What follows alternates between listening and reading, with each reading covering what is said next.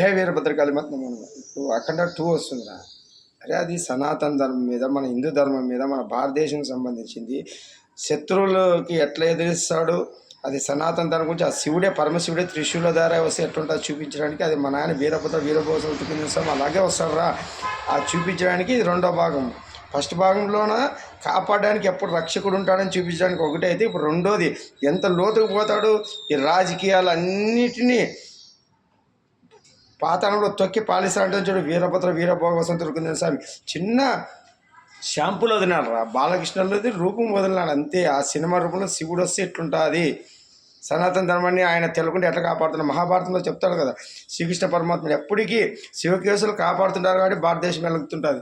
దాన్ని అర్జునుడి రూపంలో ఊకే మానవుని రూపంలో సంభరించినట్లు చూపిస్తారు. కానీ అసలు శిశుల రక్షకదారులు ఆ శివకేశవులు రా. ఆ శివుడు, ఆ విష్ణువు కలిసే ఈ శిష్యుని నడిపిస్తున్నారు. మీకు అన్నీ అర్థమైతే ముందుగా అర్థమవుతాయి. ఇదంతా ప్రతిరూపమే.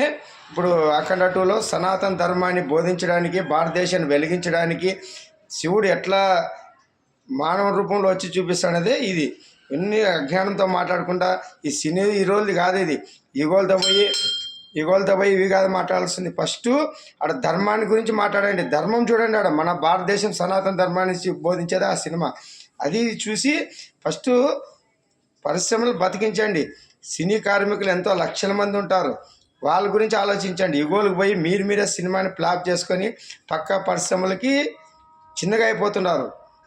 ఇదంతా శివుడిని నడిపిస్తానన్న ముందుకు అర్థమవుతుంది. శివుడు ఆజ్ఞలేందే శివని ఉంటుంది. జై వీరభద్రకాళి మత్ నమో నమః. అఖండ 2 అద్భుతంగా ఉంటుంది, దానికి ఏం సందేహం అవసరం లేదు. అక్కడ శివుడి ప్రతిరూపమే ఉంటుంది. ఆయన వచ్చి ఒకసారి త్రిశూల ద్వారా అయితే ఎట్లా సీల్చి చెండాడతాడు శత్రువుల్ని, సనాతన ధర్మాన్ని ఎట్లా కాపాడుతాడు చూపించేది ఇది. జై వీరభద్రకాళి మత్ నమో నమః. హరి ఓం.